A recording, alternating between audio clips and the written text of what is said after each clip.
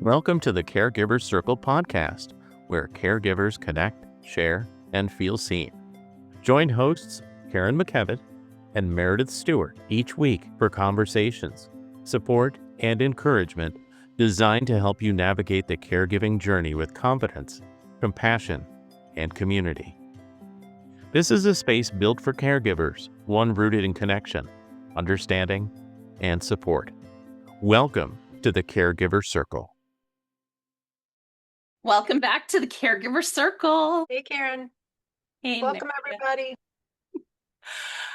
I'm going to warn you now. I think this is going to be more of our feelings episode. And who knows? There might be tears on my end when we're done with all of this. Probably on mine, too. That's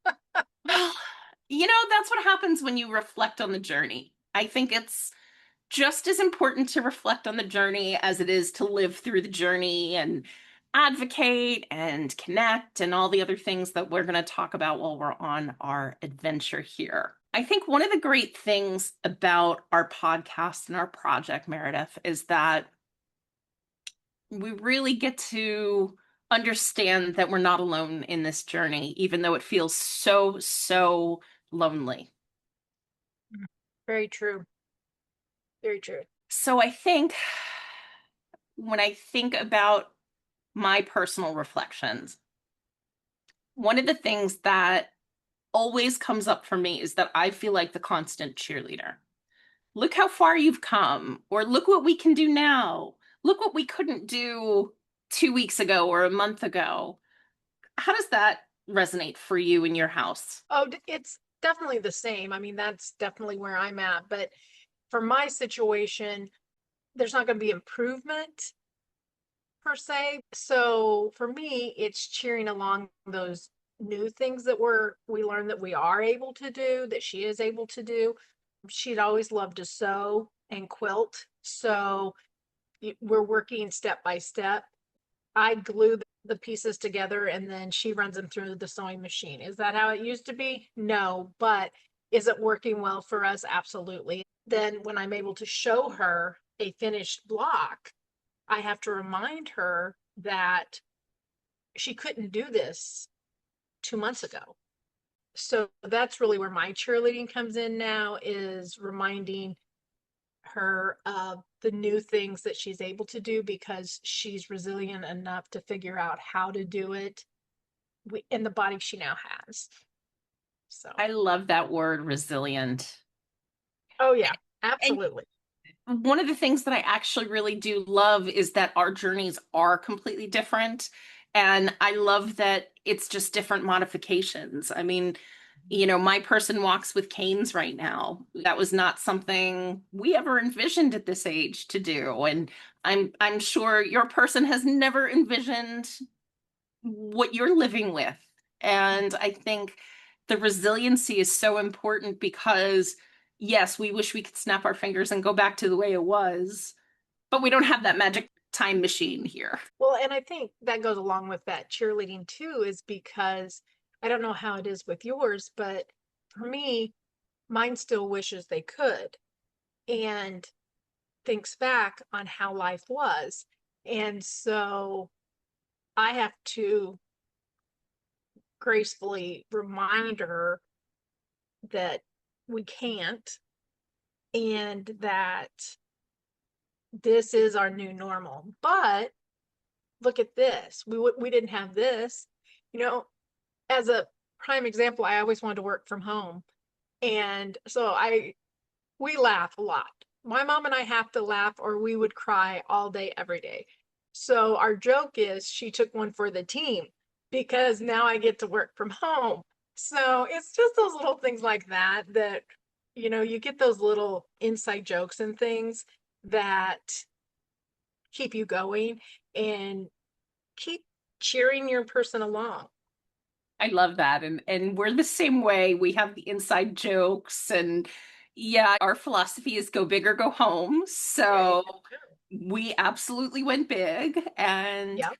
I don't think our story is a whole lot different from what you described. We want to be back up and normal and functioning. I mean, I think that's the difference between this is how it's going to be versus the healing journey, which I know I'm in, we also don't know what the end result of healing is going to look like. So I think our frustration is that it's a slow process, and that's very frustrating for people that don't like to be idle. And, where we were mostly, we're homebodies, I'm not going to lie, but we like to be able to go to a football game at the high school because our kid's performing in the marching band, or, oh, hey, we want to go, travel just kind of at will because we can. So the fact is, we can't just jump up and go and do things. Things are a lot slower. I know when all of this happened early on, I really took it as God wanted me to slow down because I was going at a breakneck pace with everything between work and the kids and everything, that it was just, I never slowed down. So I kind of took it as a forced pause. Yeah, I can definitely see that. My thing for God was that I finally understood why he didn't send me a husband and children, because he knew that my future was going to be taking care of my mom. So, I definitely think that we're both where we're supposed to be, I guess. And what's interesting? I'm sitting here hearing about how your relationship is, and think of how lucky we are that our relationships are as good as they are. They're solid. And I was thinking about this. If you were in an imperfect relationship, what cracks would that add on? That you were suddenly in this space, now having to take care of someone that you had issues with. I can't even imagine what that would be for someone. I can't either. For me, it has really strengthened the relationship. But in my mom's situation, she probably would have ended up in a nursing home, because if we hadn't had that relationship and I hadn't been so determined to keep her at home, that would have been her alternative. I don't like to think about that if I didn't have that relationship, I don't know how I would take care of her. I can't even imagine. I don't know. And yet there are people out there that absolutely are, and they have to make those harder decisions. I know we've both spent time in rehab facilities, and just even in the passerby kind of situations, watching those poor people that don't have the loved ones visiting them, and trying to find out everything that's happening, and being on top of their care. I just can't even imagine. That is sad. Very sad to think that there are people out there that don't have what our people have. Gosh, we're lucky. We are. And I like And to remind my mom that she is too. absolutely. But I think that's kind of one of the things that's really, really important about reflection. Just knowing where we're at and that we are lucky, and other people may not get what our lives are like. I mean, heck, I was just cleaning the bathroom, and you have to move all the safety equipment. And never in a million years did I think such a very quick, basic thing required so much extra work. I just went to go do a quick clean, and all of a sudden it's like, oh no, you got to move this and you got to move that. And there could be a lot of frustrations and impatience, but at the end of it, I'm doing this because my person is home, and I'm grateful for that. I remember the day he came home from rehab, and he literally spent more than a month out of our house. And I just remember being so thrilled that the first night he slept on the couch, but I was glad to be right next to him. It's definitely a good place to be. If if our people have to be where they're at, I wouldn't want to be anywhere else. So, looking back on our journeys, what's a piece of advice you would give your past self that you wish you had known? Patience is probably the biggest one, because it can get frustrating and stressful. And how about you? I think I agree with that. I think back on all the pressure I think I was putting on myself to make sure everything was taken care of. And I'm saying post rehab for us, they kind of prep you for it, with the duration of how long you're in the rehab. And I know not everybody is that lucky, but I don't think you come home expecting I'm caring for my loved one. Now I'm cooking and I'm cleaning and I'm doing all of these ridiculous chores that my partner would be doing. So Right. the weight of this is all on me starts to kind of come through. Exactly. And along with that, I still have to remind myself that it's not easy for my mom either. Because sometimes I tend to forget that because she has all of her needs taken care of. And I'm like, well, I want all my needs taken care of. Well, no, I don't. Not if it means laying in a bed 24/7 or in a wheelchair. So I have to remind myself that this is a whole new world for her and not where she thought she would be at 80. For sure. And I can tell you the words I want to be taken care of too have definitely come out of my mouth. And for me, I struggle because that feels very selfish saying out Oh, yeah, loud. absolutely. Yes. However, I don't have that luxury of, hey, can you just go get me a cup of water? Mhm. Can you go, pick up this? The changes and the dynamic of the relationship, I think, were the hardest. I was blogging earlier today, and one thing came to mind.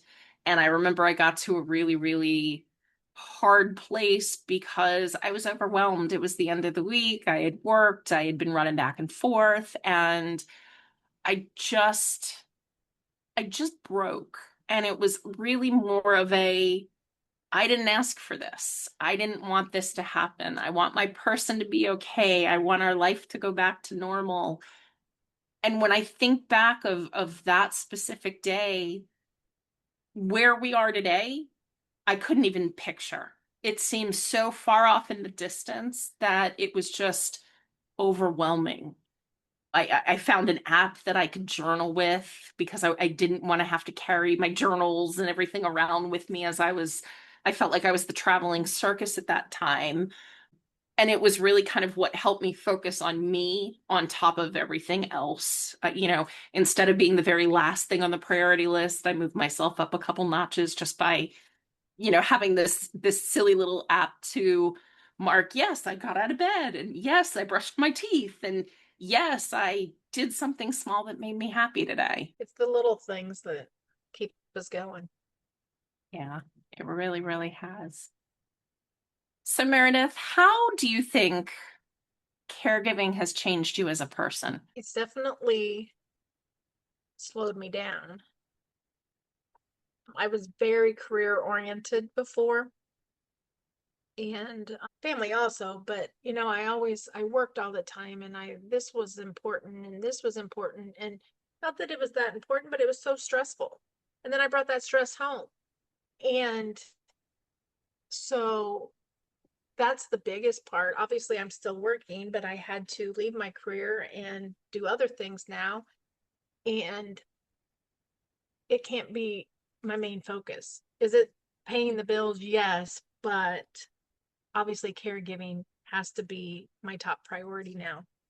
So that definitely changes not just the direction of my life, but it changes every day how I go about my day and what I do when I get up and who I'm thinking about when I go to bed. And just, there's just a drastic change when you become a full-time caregiver. There is. And it's got to be hard leaving something you were so passionate about, especially being so career oriented. I am the same way. And, my circumstance was a little bit different. I was part of a massive layoff. So, in the middle of caregiving and figuring out what we need to do, I had a layoff. So, I was kind of hit with the double whammy. Timing is never what you expect. But in its own way, it's kind of been a blessing in disguise because it was one thing that I didn't have to worry about and I could navigate just what I needed to do for my family. So I've kind of looked at it as a mini vacation as I sit here and I apply for work and I have to do all of this and the dynamics of what it is that I want in a career have changed. You nailed it right there because you still need a career.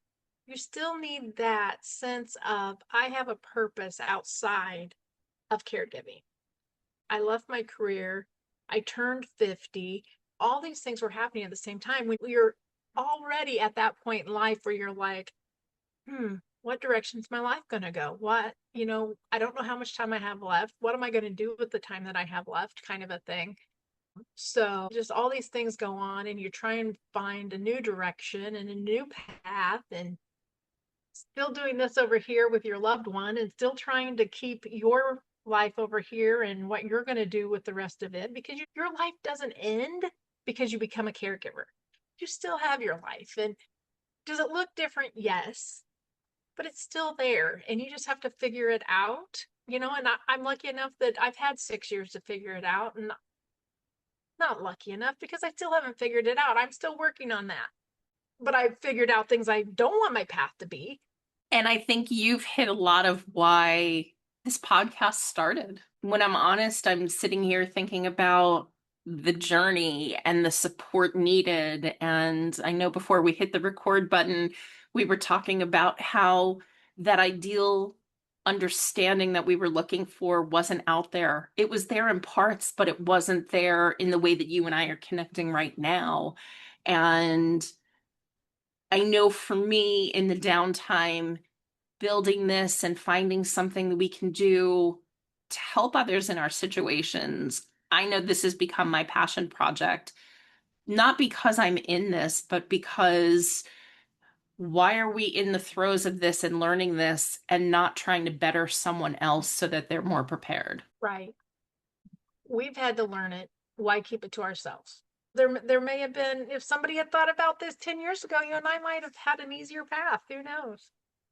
Exactly. And trying to figure out where to find it and make it accessible. And oh my goodness, we could go down a rabbit hole with that. Well, and I think it also makes it, learning here from the podcast, you can pop in, get in your car, you're having to drive somewhere, you can listen to a podcast. You're doing dishes, you listen to a podcast. You're like me, you're very introverted. There was at one time a caregivers group in my neighboring town, and I really thought I should go to that. But one, I don't have a sitter for my mom, so no, I can't do that. But two, I keep my caregiving close to home. I don't share, but listening to a podcast and learning something from that and getting an idea and running with it, I can do that. And I think you've hit on a lot of really important points. Yes, you can go to a support group. Yes, you can do this. But the other thing I sit here and think about is who wants to do something at 7 o'clock at night? I don't know about you, but I'm tired at 7 o'clock at night. I don't want to talk. The phone rings and I go, do I have the energy for this? Yeah, Some days I absolutely. do. Sometimes it's dependent on the person who calls. Yeah, no, 7 o'clock is too late, but that's when the outside world feels like they can support us, because they've done the 9 to 5 and this is Mm-hmm. my volunteer time that I want to do and help and all this stuff. But darn, 7 o'clock, nope, we're done. All right. I'm not getting out of my pajamas that I forgot to get out of this morning because I hit the ground running. I Uh, might still have mine on right now. no judgment. Not to mention, did I shower in the last 2 days? Like, I'm sorry, but these are the realities of caregiving. Darn. Sometimes the basics have gone out the window. Oh, that's so true. It really is. I mean, we're not going to sit here and sugarcoat this experience. We're tested in reality. That's for sure. Oh my goodness. So, Meredith, you having a much longer time in this caregiving role, is there one memory or conversation with your mom that you're going to always treasure no matter the duration of this or many years in the future that you're going to look at and say, thank God we had this moment because this was my funniest or happiest or anything that's relevant? Yeah, there's so many. Something that I like to do to her back before she had an electric wheelchair is anytime we, this is terrible. Anytime we were on an incline, I would let her go. And she would scream at me and scream at me. But I always made sure I ran fast and I grabbed her before she got to the bottom.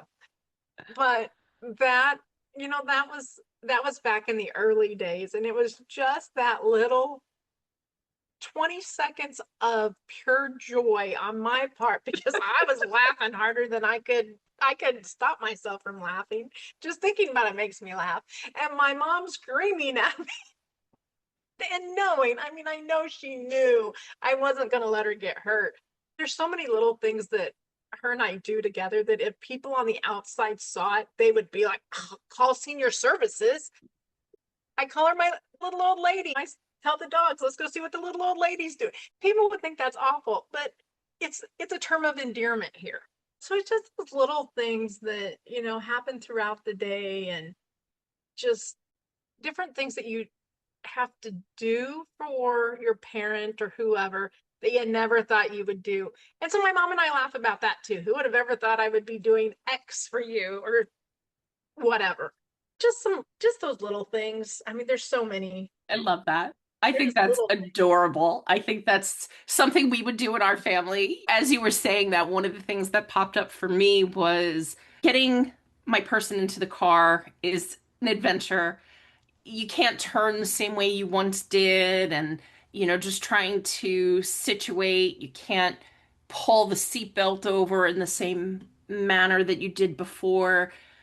Muscles are tight, you're still healing. There's a whole sort of things. So we get into the car now and I immediately grab the crutches and put them in the back seat. And by that point, we're situated in the seat and I always grab the seatbelt and make sure it's clicked in, and then we always share a quick kiss. Aww. It's the sweetest little thing, and I think we started this right out of rehab because it was like, well, darn it, like we still have a relationship, so we're gonna do that.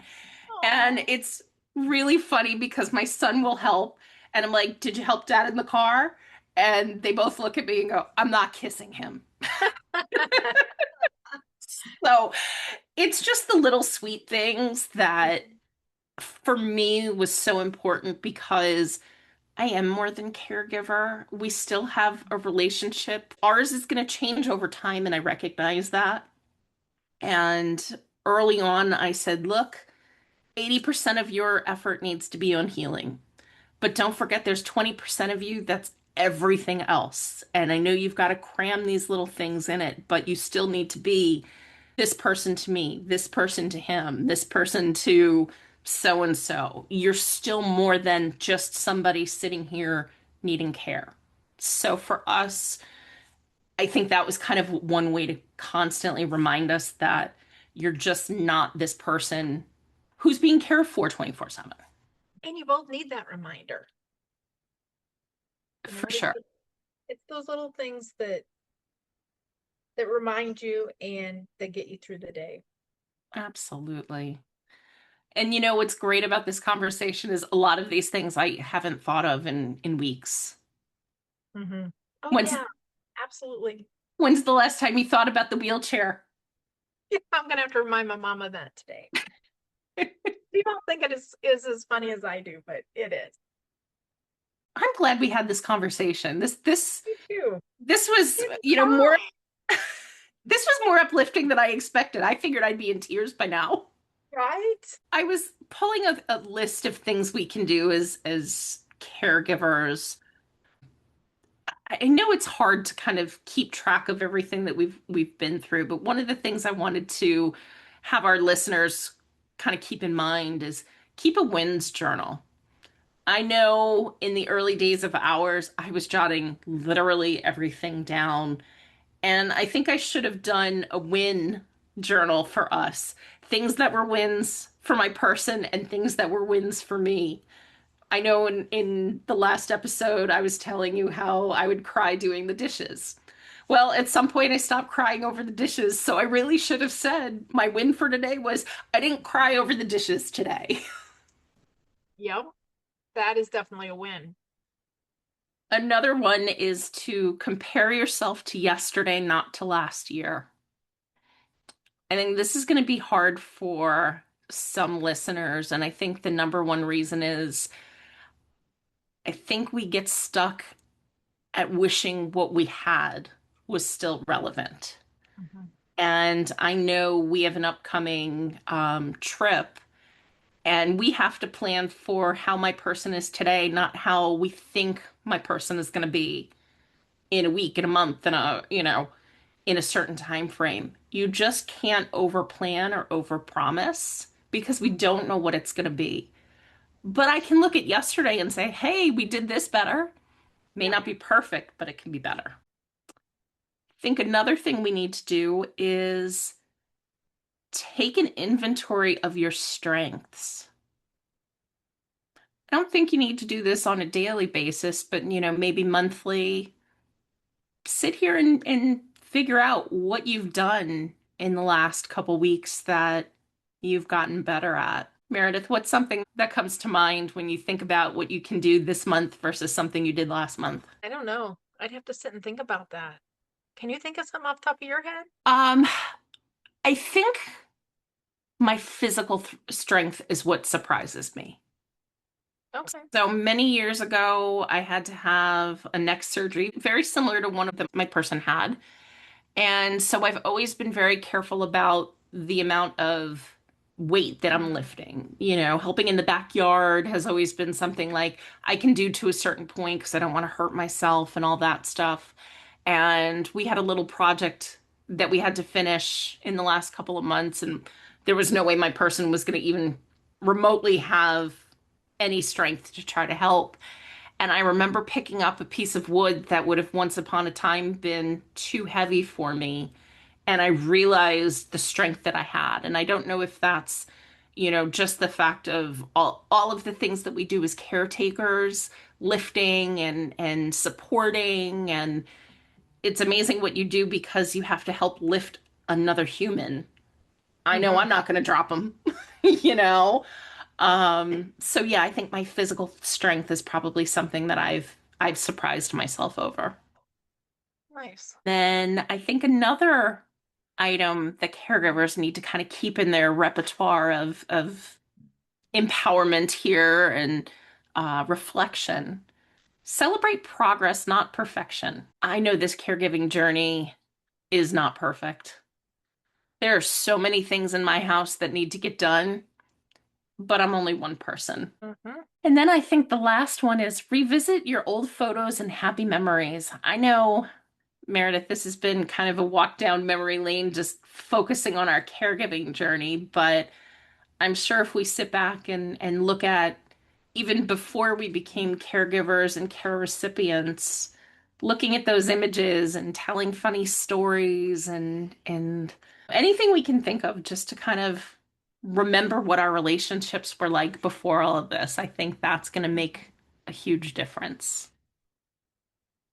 And I have come up with this new tip on keeping a wins journal. I think that every evening when I put my mom to bed, we're both going to pick a win for the day so that we know, because we always talk about how every day is the same. We don't really know what day of the week it is. We don't know what month it is. We're really bad sometimes. But I think that we need to recognize that every day we do have a win. There's something I good in love every that. day. And it's hard to remember that all the time. You're absolutely right. I love that. I think that's similar to a gratitude journal that I did all of last year. I woke up in the morning and I said, what is one thing that I'm grateful for? Mm. And when I look back at that, I realize my work and my passion for what I was doing was a win. Being a wife and a mother and sister and a daughter, all of those were wins. Things that I was doing in my volunteer work and even sometimes the silly thing like, hey, I wasn't late for the train this morning. Those were the wins. But Yes. I think, in this season of caregiving, I think that's absolutely something to reflect on, especially because there are definitely days where one blends into the other, that blends into the other, and suddenly you're sitting there watching, Family Feud on repeat going, I know all the answers because I watched it last week. Well, this was a successful chat, and I thank you so much for um, for humoring me today, Meredith. I can tell you all the little things that I do to my poor mother that make me laugh, and I can just keep you laughing all day. Perfect. I love it. We might have to do that in our, our reels coming soon. Well, and I have to say, I'm really excited for our next episode because we're going to bring someone new to our Caregiver Circle, Michelle Bordonaro. She is a grief educator who's using DISC assessments that some of you may know in the business world. And she's taking this to help us understand grief in caregiving and loss, which I think is going to be a really, really fun conversation and enlightening because that is going to be our empowering episode. I'm excited because I had never really put grief together with this journey until you mentioned it. I think it was in our first episode. So I'm really excited to meet her and hear what she has to say about it. Well, and I'm very excited for you to meet her and to hear everything that she can share with us. Well, until next time, take care of yourself while caring for others. And remember, you're never alone in the Caregiver Circle. The Caregiver Circle is a podcast of two friends providing a place for connection, education, encouragement, and shared experiences. As caregivers, advocates, and lifelong learners, we share stories, resources, and conversations that have helped us along the way, with the hope that they may help you too. While we strive to share helpful information, the content of this podcast is not intended to replace professional medical, legal, financial, or mental health advice. Please consult qualified professionals regarding your specific situation and needs.